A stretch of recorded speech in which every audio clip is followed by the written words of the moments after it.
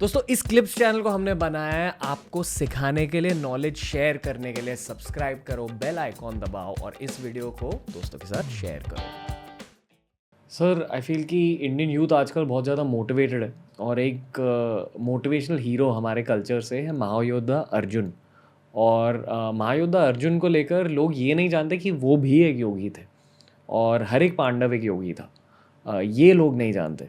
आप इस चीज़ को हाईलाइट करना चाहोगे कि जब हम ये कहते हैं कि कोई महायोद्धा योगी भी हो सकता है तो उसका महत्व क्या होता है? क्योंकि अक्सर ना जब लोग योगी शब्द सुनते हैं तो उन्हें ये लगता है कि हाँ मतलब कोई ऐसे लॉइन क्लॉथ पहन के योगा आसनास कर रहा होगा। वॉरियर को कभी विजुलाइज नहीं करते लोग, पर सही द बात है। Best warriors are always yogis. Yes, तो ये समझा दीजिए सर। जरूर। कुछ लोग अपने जीवन में अध्यात्म और भौतिकवाद को अलग कर देते हैं। ये मेरे जीवन का अंश जो है ये आध्यात्मिक है और ये माइक है। किंतु भगवद गीता ये सिखाती है कि अपने जीवन के सब पक्षों को हम उत्कृष्ट कैसे बनाएं। तो वो हमें अर्जुन से सीखने को मिलता है। गीता सुनने से पहले अर्जुन योद्धा था, गीता सुनने के बाद भी वो योद्धा था। बाहर से कुछ अंतर नहीं आया, तो अंतर अंदर से आया। पहले वो ये सोच रहा था कि मुझे ये युद्ध करना है अपनी जीत के लिए और अपने राज्य की प्राप्ति के लिए। और गीता ज्ञान सुनने के बाद उसको समझ में आया कि यही कार्य हम करें भगवान के सुख के लिए, उनके वैभव के लिए। तो रण क्षेत्र का वो सर्वश्रेष्ठ योद्धा बना। कोई कहे साहब अध्यात्म सुनने के बाद कोई अकर्मण्य हो जाता है, आलसी हो जाता है, उच्छृंखल हो जाता है। तो इसके विपरीत अर्जुन तो सर्वश्रेष्ठ योद्धा था, क्योंकि उसके अंदर जो प्रेरणा आ गई थी वो उसका स्रोत अनंत था।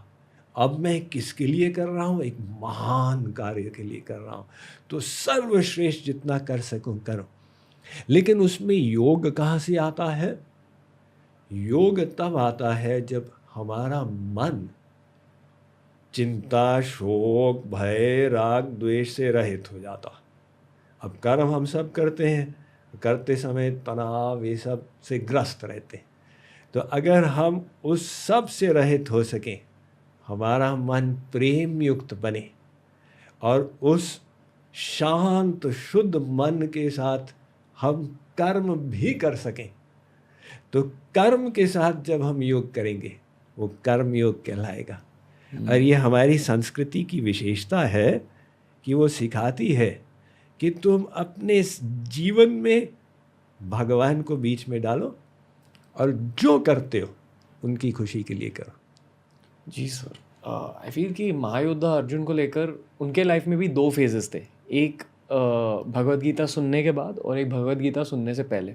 और अक्सर एक शब्द जो लोग अर्जुन के साथ एसोशिएट करते हैं वो शब्द है फोकस, कि वो बहुत ज़्यादा फोकस है। उनकी बचपन की एक कहानी है कि उन्होंने पेड़ पर बैठे वो लकड़े के पंछी को कैसे तोड़ा, और उसमें भी मॉरल ऑफ द स्टोरी है कि वो बहुत फोकस्ड रहते थे। जो उनका लक्ष्य रहता था वो उसी लक्ष्य पर फोकस डाल के उस लक्ष्य को अचीव कर देते थे। पर आई फील कि ये हर यूथ को समझना चाहिए जो आपने कहा कि वो एक बहुत बेस रिक्वायरमेंट होती है वॉरियर बनने के लिए। आपको फोकस रहना ही होगा लाइफ में अगर आपको कुछ अचीव करना है। पर at some point in your life वो फोकस को अगर आपको महाफोकस बनाना है, अगर योद्धा से महायोद्धा बनना है, तो फिर आपको थोड़ा अंदर जाके खुद से सवाल पूछने होंगे।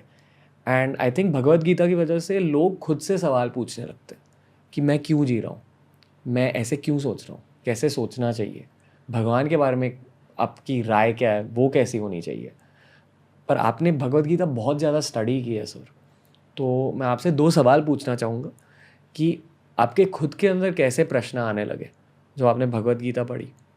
और दूसरा सवाल ये है कि भगवद गीता के एक दो कुछ ऐसे लर्निंग्स जिन्होंने आपको बहुत ज़्यादा इम्पैक्ट किया, वो अगर आप ऑडियंस के साथ शेयर कर देंगे तो लोग बहुत अप्रिशिएट करेंगे सर। पढ़ाई करते समय ये विचार आया कि पढ़ाई तो एक साधन है, ये अंत नहीं, और इसके माध्यम से हमें कुछ प्राप्त करना है। तो पढ़ाई करके मुझे क्या प्राप्त करना है? क्या मात्र पैसा प्राप्त करना है, धन वैभव और सुख सुविधा ही प्राप्त करनी है? तो विचार आया कि इन सब का लक्ष्य क्या है। तो ये जो सेंस ऑफ पर्पस था, क्यों मैं ये सब कर रहा हूँ, वो मेरे लिए बहुत महत्वपूर्ण हो गया कि मेरे जीवन का लक्ष्य क्या है, मैं कौन हूँ, मैं इस संसार में आया क्यों हूँ। उन प्रश्नों का उत्तर खोजने के लिए मैंने गीता का अध्ययन किया और उससे जो ज्ञान किया प्राप्त किया, उससे प्रश्नों का समाधान हुआ। और इतना ही नहीं, गीता ने ऐसे ऐसे साधन बता दिए, टेक्नोलॉजीज, कि उस ज्ञान को हम अपने जीवन में क्रियान्वित कर पाए। तो वो तो उसमें अपार ज्ञान है, लेकिन अगर आप कहो कि एक ज्ञान, तो एक 700 श्लोक की गीता है, उसमें एक श्लोक का 1/4 में श्री कृष्ण ने कह दिया है गीता का सार क्या। तो कहते हैं सर्वेषु कालेषु माम अनुस्मर युध्य च, कि अर्जुन तू क्षत्रिय है, तेरा कर्म है युद्ध करना, युद्ध करता जा, लेकिन सर्वेषु कालेषु, हर समय तेरा मन मुझ में रहे। तो आपने जो फोकस की बात कही ना, वो फोकस ऑटोमेटिक आ जाएगा। देखो, हमारे जीवन की क्वालिटी क्या बनती है, ये हमारे फोकस की इंटेंसिटी पर और हम किस चीज़ पर फोकस करते हैं उस पर डिपेंड करती है। अब गीता सुनने से पहले अर्जुन का फोकस तो था, और सब लोग चाहते हैं फोकस को डेवलप करें, तो अर्जुन का पहले से फोकस था, इतनी एकाग्रता था उसका मन, किंतु किस चीज़ पर फोकस था। और गीता ज्ञान सुनने के बाद वो जिस चीज़ पर उसका फोकस था वो परिवर्तित हो गई। और अब मान लो एक शराबी है, उसका फोकस शराब पर है, तो उसको फल उसका मिलेगा, और वो फोकस हम और ऊंची चीज़ पर करें और ऊंची चीज़ पर करें, तो जिस चीज़ पर करेंगे उसका फल मिलेगा। और अगर हम ऐसे तत्व पर फोकस करें जो अनंत, तो हमको फल भी अनंत मिलेगा। तो अर्जुन ने अपना फोकस जो है उस विराट को बना दिया, और उसको करते हुए भी अपना कर्म करता चला जाए।